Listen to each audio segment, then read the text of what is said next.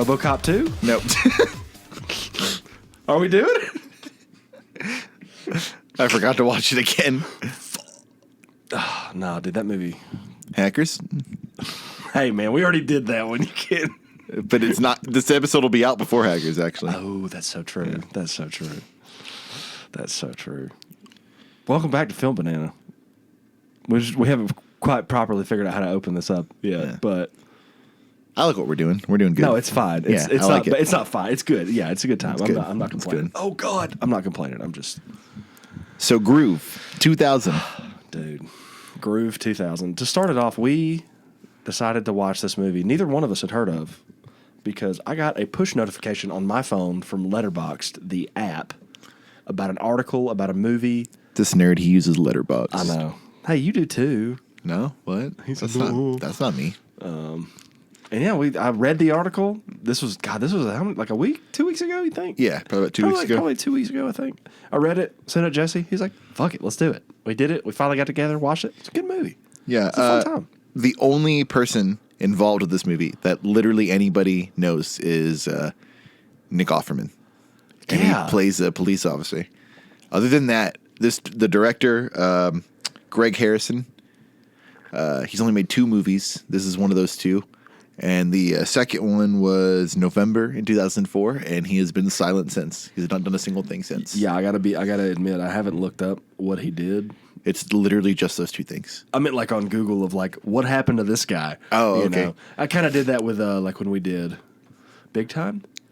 Yeah. And like I got sent to a link of like, his name was Chris Bloom, wasn't it? It was like some art gallery or something like that. Yeah. He'd like work, like, he doesn't really do film stuff. No, it's just he works in a completely different medium. It's just So I would kind of assume that's what this guy was, but I mean, hey, they got that one DJ. Oh yeah, what's his name? Digweed? No, John. It's Digweed. It's not Dickweed. No. Oh, Digweed. Okay, yeah. I was gonna say it's not Dickweed. Dickweed. I kept wanting to say Dickweed the whole movie. That is fun. Yeah, but they got the DJ John Dickweed. John Dickweed. We figured out at the end of the movie. You said that he was actually a part of a UK DJ group. Yeah. They and he like had recorded. He'd mastered like some New Order songs or something like that. Yeah, they're called. Let's see. I'll pull it up. Bedrock, yeah. And if that was actually the music they were playing, was it Bedrock's music they were playing in the movie? Yeah.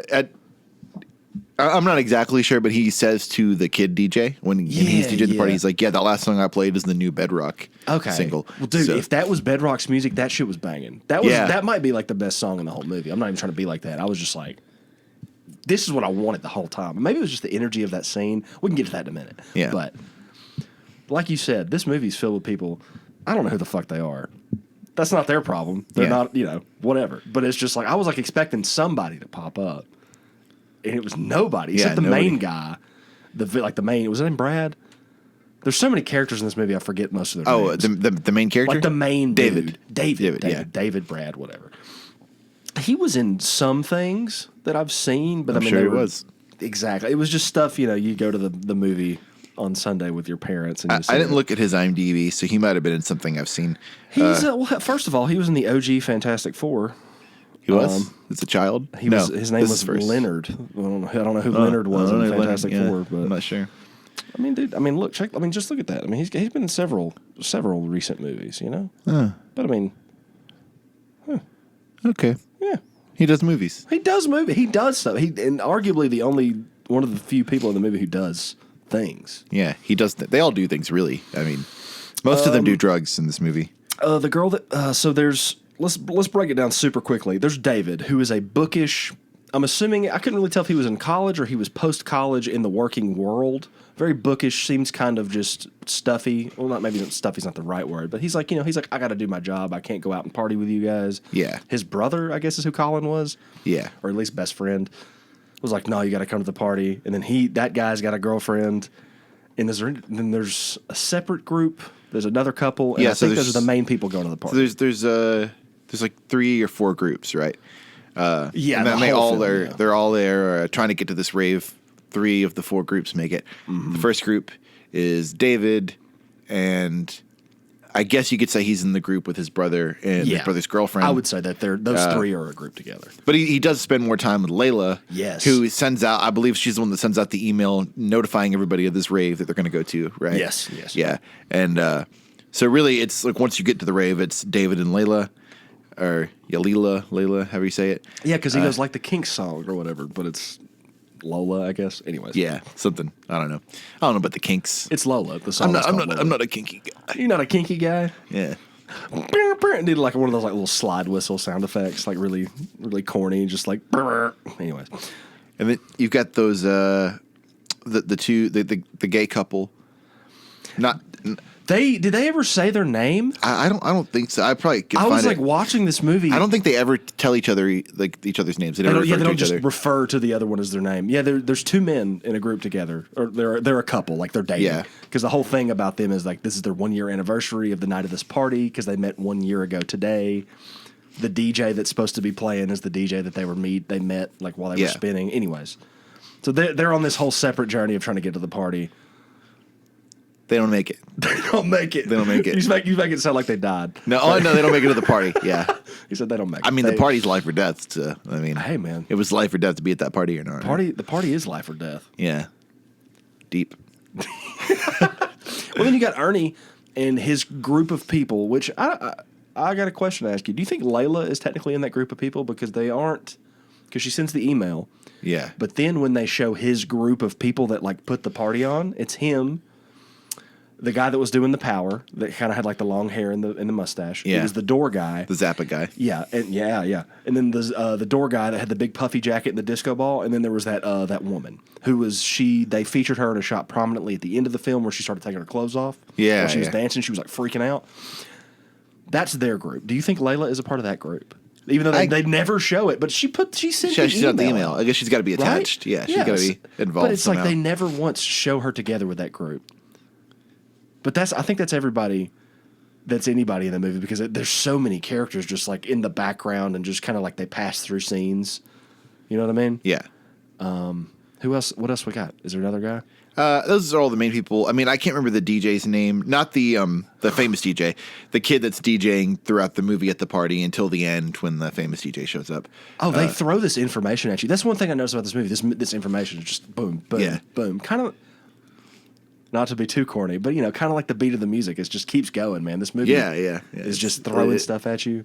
A lot of information. Yeah.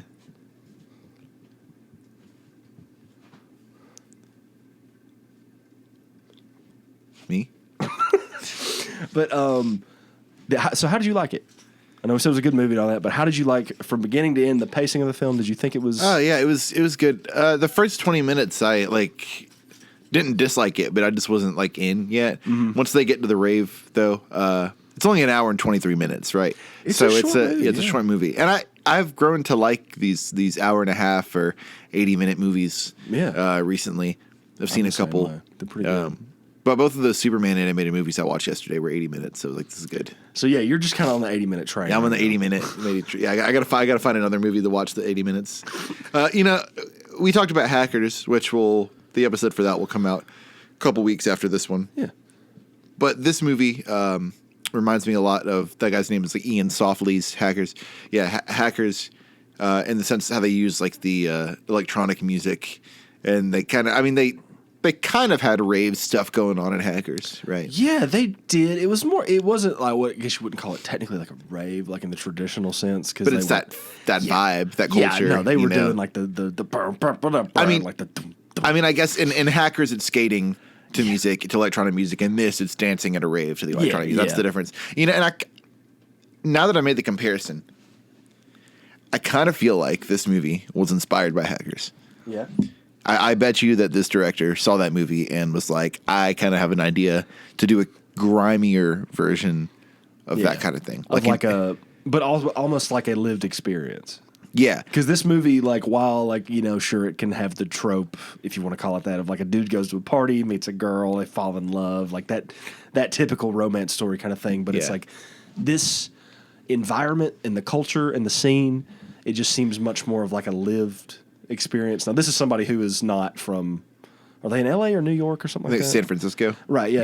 I'm not a West Coast person. I'm not in the rave scene anywhere, so I'm not entirely sure how it goes. But to my knowledge, I mean, it seems pretty accurate. You know what I That mean? seems how it would. I mean, I feel like the concept of like the secret rave party that you have to like get map directions and then give you the address. I feel like that's kind of a little sensationalized.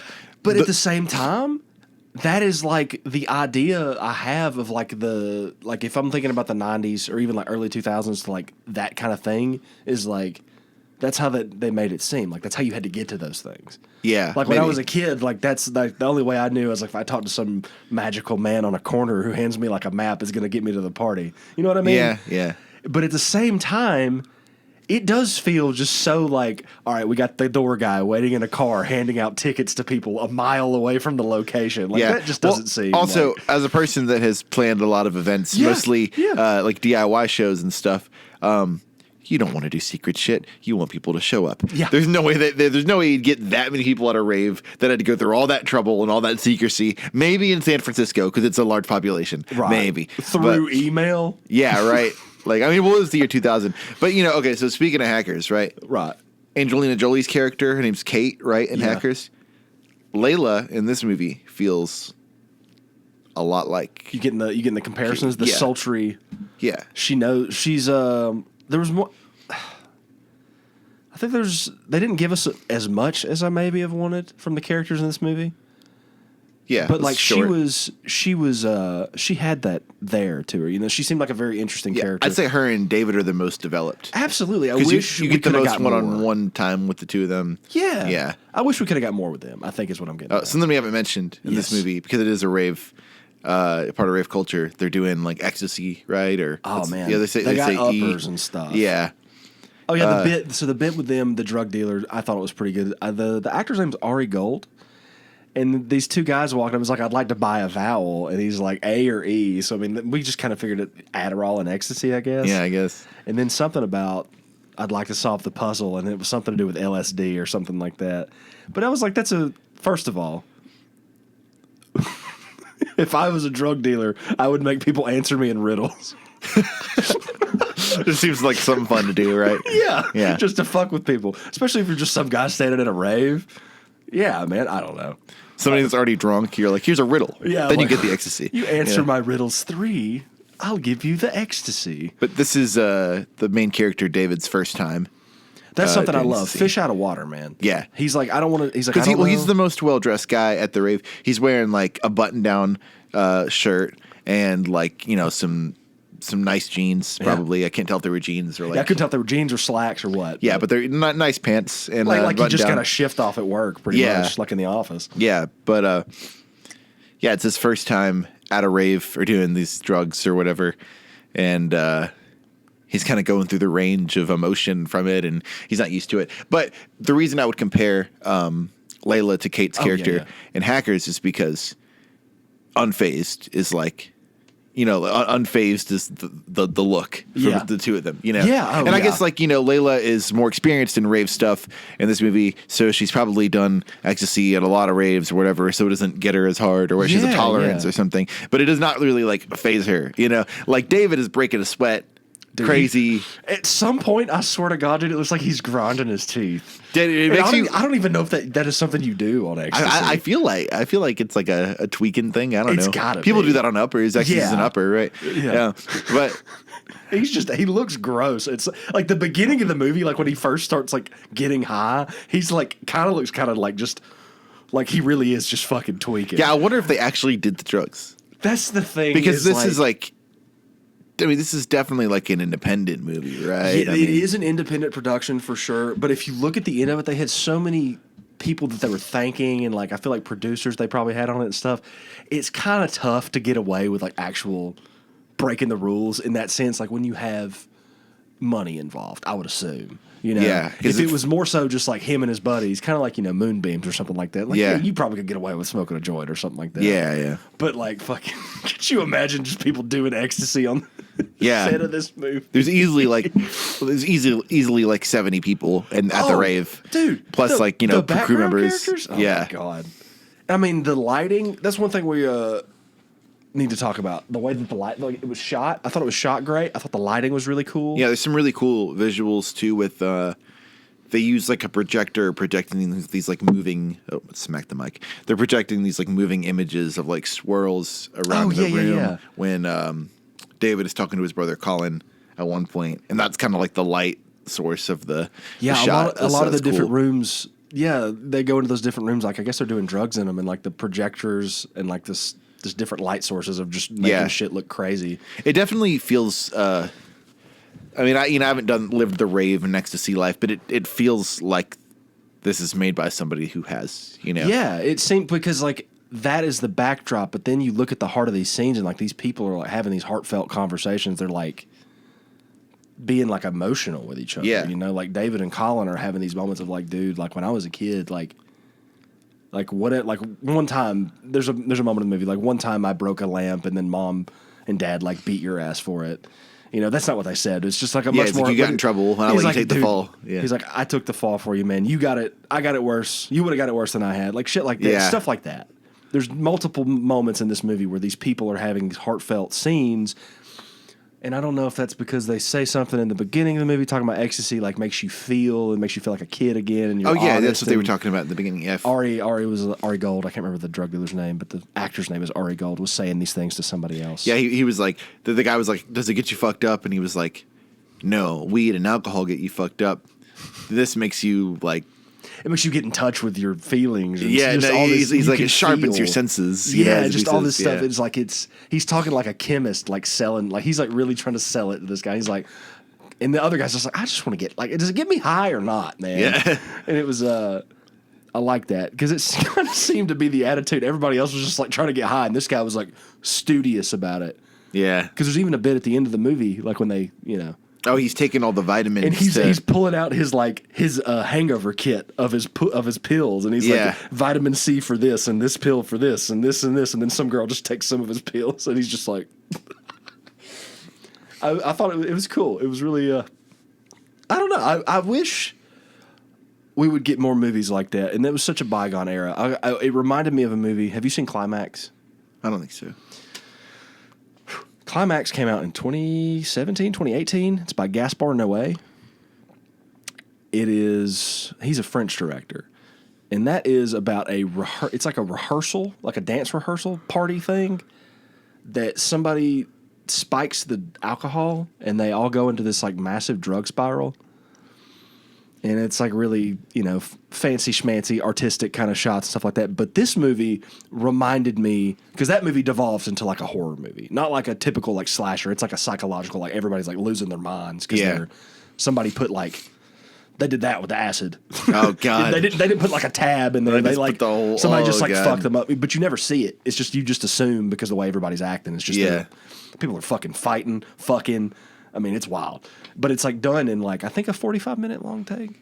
Maybe that's not 45 minutes, maybe 15 minutes. It doesn't matter. I'm getting off track. This movie reminded me of Climax, but like a way less scary and gross. Yeah, it's less intense. Yes. It's like the fun part of rave culture, where these were like the dancers and stuff like, they're like professional dancers or something like that. But it's the same, gave me the same vibe. It's like, there's no way Gaspar Noé saw Groove and was like, I'm going to turn that into a fucked up tale.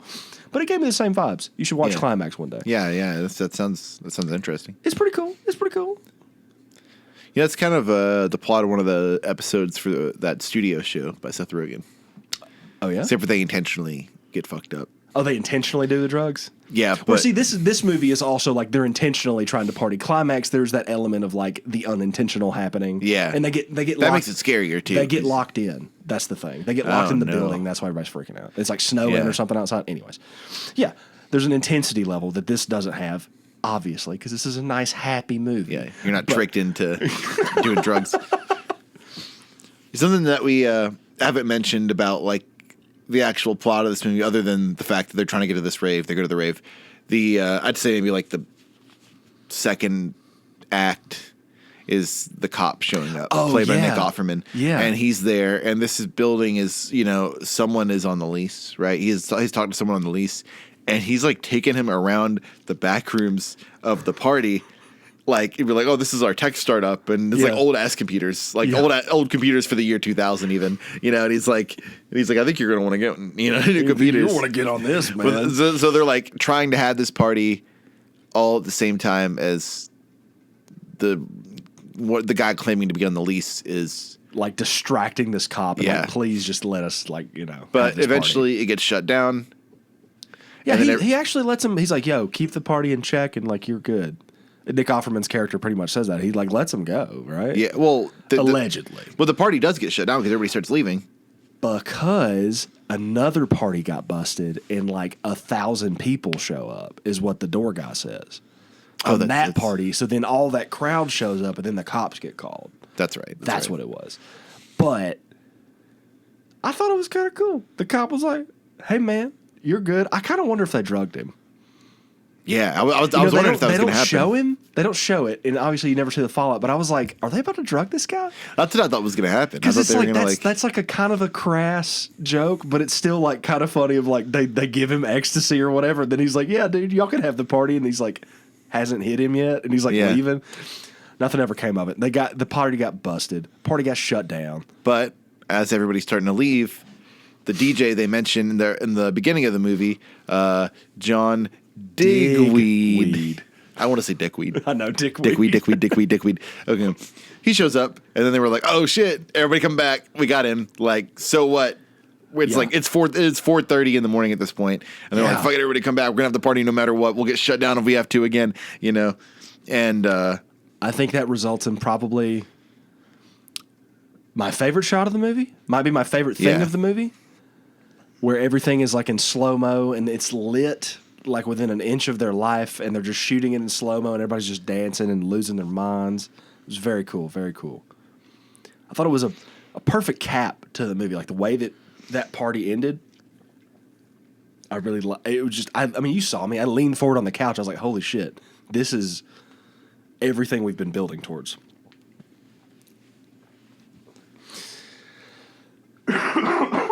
Excuse me.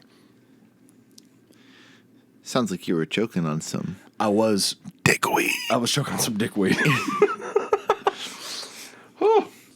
Something we haven't mentioned. Yes. Is the music. The music. Yeah. It's rave music. Yeah. But it's pretty interesting. Some of the songs are pretty good.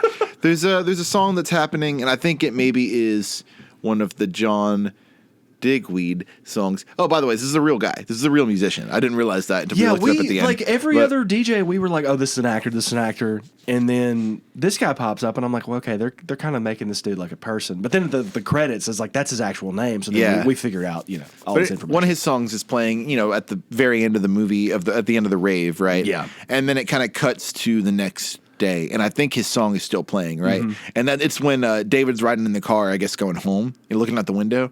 And he like pays the toll and all that? Yeah. That song, I think that's a John Digweed song. Okay. And that was a very good song. Yeah. It's either John Digweed or Bedrock, the group that he was in. Yeah. Really good. No, really it was good. Fun. Really good music.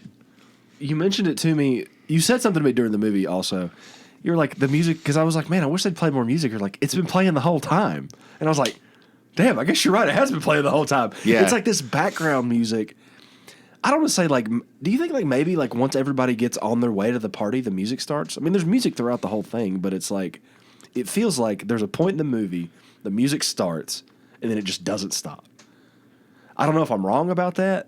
Yeah, I think so. You know what I'm saying? There's a solid 30 minutes with music. And even then, it just like it felt like it never ended because by the time like that, if it's only 30 minutes, by the time that period's over, I mean, you're in the party. You know what I mean? So music's going anyway. There's only really, once the music starts in the movie, I can think of like once they get to the rave, like there's like maybe like two scenes I can think of distinctly that don't have music underneath it. Right. And I think those two scenes are conversations between David and Layla.